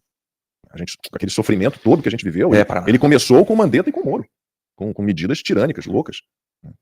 Eu nunca esqueço aquela reunião de 22 de abril de 2020, e aquilo ali pra mim seria uma peça publicitária, uma peça da campanha eleitoral do Bolsonaro para dizer, ó, eu sou verdadeiro sempre, até quando eu sei que porque aquilo ninguém imaginava que aquela reunião ali seria divulgada, que foi uma loucura do Edson Fachin, né? Mas mesmo assim o Bolsonaro estava pedindo o quê? Liberdade, reação à tirania, era isso que ele estava pedindo. Nada além disso. E deu um puxão de orelha no Sérgio Moro, né? Como ministro da Justiça, deveria estar tentando, pelo menos, impedir a tirania que era empreendida, né? Perpetrada, engendrada, acho que é mais a palavra, mas engendrada por governadores e prefeitos. Fazer o quê? Lacombe, eu tenho um presente para os assinantes da revista Timeline, mas eu quero dar uma degustação para os nossos seguidores. Pedro, eu vou te mandar um link aqui agora, não tinha mandado ainda. Eu quero que você coloque esse link aqui na tela. Esse aqui, ó. E disse aqui que a equipe achou o vídeo do PCC e das Farc, o vídeo da Record. Eu quero colocar esse vídeo logo na sequência. Mas coloque esse aí na tela, Pedro, eu já vou lendo aqui pro pessoal. O caso Oi Portugal Telecom Isabel dos Santos é uma das tramas empresariais mais canalhas da história recente de Portugal e do Brasil, misturando política, corrupção, espionagem financeira e influência internacional. Aqui vai uma síntese estruturada para você entender o fio vermelho que liga tudo isso. A fusão Oi Portugal Telecom ocorreu entre 2013 e 2014. Rapidinho, foi o Celso de Mello que liberou as imagens da reunião de 22 de abril, desculpa. Celso Mello. A fusão Oi Brasil Telecom ocorreu entre 2013 e 2014. Quem era presidente? Dilma Rousseff. Em 2013, o governo brasileiro, ainda sob Dilma Rousseff, incentivou a fusão entre Oi SA e Portugal Telecom SGPS. Lembrando que a Oi, a essa época, era do filhinho do Lula, visando criar um campeão lusófono das telecomunicações. A ideia era unir a base de clientes da Oi no Brasil com o know-how e presença internacional da PT. A PT aqui é Portugal Telecom, tá, gente? Criando uma gigante da língua portuguesa. Mas havia um problema oculto. A Portugal Telecom tinha emprestado 897 bilhões de euros, quase 1 bi à época, para o grupo Espírito Santo, o GES, conglomerado português em colapso, dono do Banco Espírito Santo, que é o BES, onde Isabel dos Santos também tinha laços financeiros e políticos. O escândalo Espírito Santo e o rombo da fusão. Quando a BES quebrou em 2014, o buraco de quase 900 milhões de euros, quase 1 bilhão de euros, à época devia ser cerca de 4 bilhões de reais, surgiu dentro da Portugal Telecom, arruinando a fusão com a Oi. O que era para ser uma operação estratégica virou uma catástrofe financeira. E a Oi acabou herdando dívidas e passivos escondidos. O rombo foi chamado de BES-Gate. Investidores brasileiros acusaram os portugueses de fraude contábil e má-fé. E a fusão acabou resultando em anos de litígios bilionários entre Brasil e Portugal. Quem é essa Isabel dos Santos que eu estou falando aqui agora com vocês? Ela é nada mais, nada menos do que a filha do ditador angolano José Eduardo dos Santos. Foi peça-chave em todo esse enredo. Controlava fatias de empresas estratégicas em Portugal, inclusive a Portugal Telecom, na Galp Energia e nesse banco que eu citei anteriormente, que é o Banco do Espírito Santo, o BES. Com apoio do governo, muitas aspas, angolano e do próprio regime de Luanda. Sua influência era tamanha que Portugal passou a ser chamada de porta de entrada do dinheiro de Angola na Europa. As investigações, Luanda Leaks, em 2020, mostraram redes de offshores, lavagem de dinheiro e manipulação de contratos públicos com empresas pontes como a Unitel, a Exxon Energy, ou XM Energy, e a Esperança Holding BV. O colapso da Oi e essa herança maldita se deu da seguinte maneira. Depois da fusão fracassada, a Oi entrou em recuperação judicial, a maior da história do Brasil até então. O governo brasileiro e fundos como o BNDES, o Previ, Petros e FUNCEF, todos controlados politicamente pelo PT, vou repetir, pelo PT, perderam bilhões de reais. A Portugal Telecom praticamente desapareceu e Isabel dos Santos teve seus bens congelados em Portugal e em Angola. Hoje, parte das investigações europeias mostra que o dinheiro do GES e de Isabel dos Santos passou por circuitos de energia e telecomunicações, inclusive via empresas associadas à Enel e a Leonardo, o que talvez explique certas confusões atuais entre esses nomes em redes sociais. O pano de fundo geopolítico é ainda pior. O caso Oi, Portugal Telecom, Isabel dos Santos, expôs algo muito mais profundo que ninguém fala para você. A fusão luso-brasileira era um projeto político, não apenas empresarial. O capital angolano, com apoio russo e chinês, que novidade, usava Portugal como entreponto financeiro para a Europa. O BNDES e o governo brasileiro se tornaram instrumento de soft power dentro de todo esse circuito e figuras próximas a Lula e José Dirceu mantinham relações históricas com o MPLA, mas ele fala MPLA, né, lá na Nigéria, que é o partido de Isabel dos Santos. A situação atual é, a Oi passa por reestruturação judicial e está vendendo ativos, como torres, fibras, ou seja, a Oi está vendendo tudo, porque ela foi estrangulada pelo PT, de modo proposital. Isabel dos Santos é foragida internacionalmente, a Interpol mantém o alerta vermelho ativo no nome dela, e a Portugal Telecom deixou de existir como marca e foi absorvida pela Altice Portugal. Hoje, Portugal e Angola enfrentam investigações cruzadas sobre lavagem de dinheiro, corrupção e conexões políticas de alto nível. O dossiê completo estará na revista Timeline. Eu enviarei esse dossiê inteiro para o Sérgio Tavares, para que o Sérgio Tavares leve isso ao Chega, e eu quero que eles vão direto no nome de Lula, José Dirceu e ninguém mais, ninguém menos do que Gilmar Mendes. É isso. Tem mais pauta? Você queria mostrar um jornal aí que você estava falando agora há pouco? A confusão era essa, o jornal não é confusão. Não. Eu sei disso. Mas o jornal era um exemplo de como a turma do lado de lá sabe fazer, né? Olha, eu vou ser bem sincero lá, como dá vergonha de falar assim, eu sou contra esse grupo. Dá vergonha. Dá pra colocar na tela aí, Pedro, as imagens? Olha o que os esquerdistas fazem. Não, essa é na sequência, depois eu mostro essa daí. Desculpa, Pedro. Era o jornal, teu pai tava mencionando aqui, era o jornalzinho que o pessoal fez. Isso foi o mesmo fundador que colocou lá na comunidade, tá? Eu vi lá na comunidade, um membro fundador colocou lá, deixa eu pegar aqui quem foi. O Rafael, não vou falar o nome todo. Rafael publicou lá, jornal vendido na Universidade Federal do Pará. Eu falei que era Mato Grosso, desculpa, mas é Pará. As imagens não estão boas, mas dá pra ter uma noção do que se trata. E o Rafael colocou lá pra gente uma denúncia de um membro fundador nosso, mostrando que no Pará, meu irmão, isso dá vergonha de ser de direita pra caralho. Puta que pariu, dá uma vergonha, cara. Não é a esquerda de São Paulo, não. Não é a esquerda de Santa Catarina, a esquerda do Rio Grande do Sul, a esquerda do Rio de Janeiro que tem grana, não. É a esquerda do Pará, brother. Fez esse jornal que vocês vão ver aí na tela. Coisa que qualquer pessoa de direita no Brasil poderia estar fazendo com a Timeline. Vendendo esses jornais lá e distribuindo tudo que a gente denuncia e mostra aqui lá. O Pedro vai colocar as imagens. Você já indicou pra ele onde é que tá? Porque acho que ficou mais pra cima, né? Deixa eu avisar o Pedro. Tá aqui, ó, tá aqui. Aí, ó. Esse é o jornal. Aí o título é tipo Právida. Não é Právida. Právida é a verdade, né? A nova democracia. Câmera. A nova democracia e aquelas bandeiras são bandeiras comunistas? É? Isso? Pô, peraí, eles têm que decidir se eles querem ser democratas ou comunistas, né? As duas coisas não dá, gente. Meu Deus do céu. Não, vai passando pra você ver, quer ver? Olha aí, ó. Condições formidáveis para a causa democrático-revolucionária. Traduz isso aí, toda Lacombe. revolução é muito democrática. Traduz isso aí, ó. Sei. Pô, putz, Vai passando, cara. Pedro, vai passando. Olha só. Mas eu acho justo ali. Volta ali rapidinho, eu acho justo. Causa, como é que é? A causa democrática. É isso que eles chamam do ataque à democracia. Entendeu? Aí faz Isso todo sentido. explica. Faz todo sentido que o Barroso fala, né? Que quando ele prende o Bolsonaro, quando ele prende inocente, quando ele coloca velhinho, velhinha, né, na prisão por 20 anos, 17 anos, 8 anos, 14 anos. É isso aí. Eles estão defendendo a causa democrática revolucionária. É nesse sentido que se usa a democracia. Os bolsonaristas avançam um projeto para criminalizar luta camponesa, invasão de propriedade privada, por exemplo. É arrancar dedo de criancinha. É. Né? Como nós mencionamos aqui outro dia. Eles arrancaram o dedo de uma criança de 1 ano. Mutilar animais, Passaram facão no rosto do cara. Deram tiro no chão enquanto o cara andava pra minha sala. É isso aí. Cresce o número dos trabalhadores de Apple. E aí eu não preciso nem ler a matéria para dizer que eles são contra isso, né? Que tem que ter carteira assinada, onde já se viu, né? Trump. China, claro, tem que ter uma... E a envelhecida democracia, Yankee. Ah, sim, muito velho. Não, e do lado, China tenta se projetar. Cara, mas que vergonha, né, cara? A esquerda fazendo dever de casa. Os caras se reuniram e fizeram e estão lá. Estão Entidade produzindo sionista conteúdo. mesmo. Resistência palestina, estão lá, as figuras do Hamas estão Os caras boazinhas. defendem terroristas, revolução armada e tem jornal, mano. É isso aí. É o Fantástico Mundo de Bob. Aí Mas o cara tá do lá. Centrão, o cara do MBL, o cara que não gosta de mim, fala assim: o Alan fala palavrão. Tem que mandar tomar no cu, não tem como. Não tem nenhum palavrão aí, ó. Nenhum. Aí pode, então. Pode, tranquilo. Não Aí tem o, cara, palavrão. aí o cara diz que isso aí ele pode mostrar na igreja. Então juntem-se a timeline para que a timeline cresça e cresça e cresça.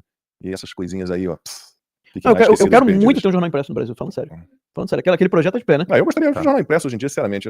As tiragens são muito pequenas, as pessoas já não estão tão acostumadas. Mas tem a sua função. Mas o portal de notícias, eu queria muito ter um portal de notícias, mas isso exige uma estrutura que a gente não tem hoje condições, com o número de assinantes que a gente tem. Estava vendo aí outro dia a Brasil Paralelo com 800 mil assinantes, né? A Oeste passando de 100 mil assinantes. Vai chegar lá também, a gente está ali na vai faixa chegar lá, de fica tranquilo. 13, 14 mil, 15 mil, a gente chegou a 15 mil assinantes. Ainda estamos caminhando para algo muito maior, então vocês vão chegando e a gente vai crescendo. Vocês vão chegando e a gente vai crescendo. Vocês vão A gente chegando vai conseguir. e a gente vai crescendo. E chegaram novos membros fundadores, depois da Deolinda, que foi a última para a qual eu dei as boas-vindas. Chegou a Cláudia. Cláudia, seja bem-vinda à revista Timeline como membro fundadora. A Estelina, seja bem-vinda à revista Timeline como membro fundadora. O Francisco, seja bem-vindo à revista Timeline como membro fundador. E o João Paulo, seja bengvindo à revista Timeline como membro fundador. Tá aí na tela, turma, vocês podem botar no navegador lp.revistatimeline.com para aproveitar a nossa promoção de Black November, 52% de desconto. Tem plano mensal, plano anual e o plano de membro fundador, que é esse que a gente cita aqui, que é o plano vitalício. Paga uma vez só, pode parcelar em 12 vezes e não paga nunca mais nada. Vai ser sempre assinante da revista Timeline, vai sempre ter acesso sem limitação, sem obstáculo à nossa plataforma, revistatimeline.com, a nossa comunidade, que o Alan citou aqui, né, que a turma tá ali sempre batendo papo, conversando, jogando material, trocando ideia entre si, se ajudando, se apoiando. É um movimento muito interessante da nossa comunidade. Então, ou você digita no navegador lp.revistatimeline.com, ou você aponta a câmera do seu celular para esse QR Code aí na tela para ter acesso aos nossos planos de assinatura. Com promoção. Sim, com 52% de desconto até o último dia de novembro. Se vocês quiserem conhecer um pouquinho a revista, digita aí, revistatimeline.com. Tem lá algum conteúdo, claro que é em menor quantidade, né? A maior parte do conteúdo é dedicada aos assinantes, né? É exclusiva para os assinantes. Mas você pode fazer uma espécie de degustação. Você pode conhecer um pouco a revista, ver alguns artigos, algumas reportagens. Então a gente está convidando vocês aí, todos vocês, a participar, a fazer parte da família Timeline. E eu teria o enorme prazer de citar aqui nominalmente todos os novos membros fundadores. Eu queria muito citar todos, né? Os assinantes mensais, anuais, mas aí, infelizmente, a gente não tem condição, né? O vídeo tá muito tempo de conversa aqui. O vídeo tá na bala aí, Pedro? Porque se o vídeo estiver na bala, pode avançar o vídeo até a parte que mostra. Pode colocar na tela mesmo, pro pessoal poder ver. Bota no cantinho aqui. Bota nesse cantinho aqui. E aí dá pra colocar o trecho até o momento em que o Fernandinho Beiramar fala. Eu acho que é isso aí. Volta um pouco mais. Volta um pouquinho aí. Deixa eu ver. Eu acho que é ali. Solta aí. Deixa eu ver essa parte. Eu acho que é essa parte. Neste trecho, um juiz federal relata que informações do setor de inteligência do Sistema Penitenciário Federal e investigações da Polícia Federal revelaram que foram dadas ordens para assassinar agentes federais de execução penal de dentro das penitenciárias federais por intermédio de visitantes. O documento também revela que Abel Pacheco de Andrade, o Vida Louca, considerado um dos generais do PCC, manteve conversas com Luiz Fernando da Costa, o Beiramar. Os dois dividiram recentemente a mesma ala da Penitenciária Federal de Porto Velho, em Rondônia, entre os anos de 2000 e 2001. É aí. Quando ele foi pra Rondônia, vocês vão entender agora por que o Lula foi eleito em 2002. Tá? Foi por causa disso aqui. O Lula foi eleito por causa disso aqui. Então, o chefe do PCC e o chefe do Comando Vermelho foram presos e ficaram em Rondônia. Quando eles ficaram em Rondônia, eles tiveram treinamento com as Farc. Solta aí. Agora vocês vão entender por que o Lula foi eleito. Beiramar ficou 1 ano na Colômbia. Nesta época, teve contato com as Forças Armadas Revolucionárias da Colômbia. As interceptações mostram que ele dividiu com Abel o que aprendeu com os colombianos. Em uma das conversas, Beiramar diz que no presídio onde guerrilheiros cumprem... Quando ele diz que o que ele aprendeu, vocês vão ver que o que ele aprendeu é exatamente não ser mais narcotraficante, mas ser terrorista. Sim. Presta atenção. Vocês vão entender agora. Não tem essa de, não é narcotraficante, não é terrorista. Porque o que ele aprendeu com as Farc é exatamente mudar a atividade dele. atividade de não mais só vender droga, mas agora usar de tática terrorista para poder ter favorecimento político. Solta. Pena, pessoas de fora tinham dificuldade para entrar. Só eram permitidos pais, mães, filhos e irmãos. E que a guerrilha passou a ameaçar autoridades e que conseguiu a liberação das pessoas que ela queria depois de matar uma das autoridades. Beiramar Pausa. conclui dizendo... Ó, vocês entenderam? O que o Derrite estava querendo fazer? Proibir visita íntima. O que o Fernandinho Beiramar falou? A gente estava tendo dificuldade de ter visitas íntimas. Estavam restritas. E aí, por que teve dificuldade de ter visita íntima? Vamos matar. Mata os caras que eles vão mudar a lei. Sequestra. Sequestra e mata. Qual o nome disso, cacete? Se não terrorismo, solta o play. aos integrantes do PCC, vocês não sabem usar a força que têm. Pausa.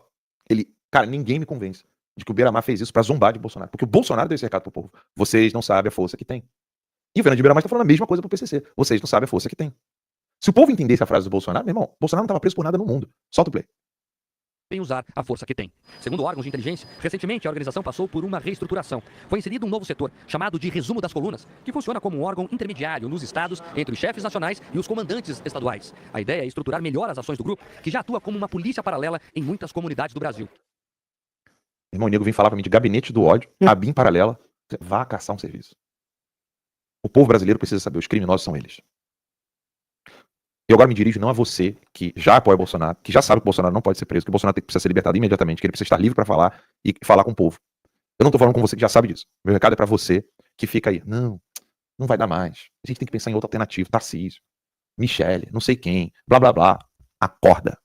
Ou é Bolsonaro, ou é narcotráfico. Ou é Bolsonaro, ou é terrorismo. Ou é Bolsonaro, ou é Foro de São Paulo.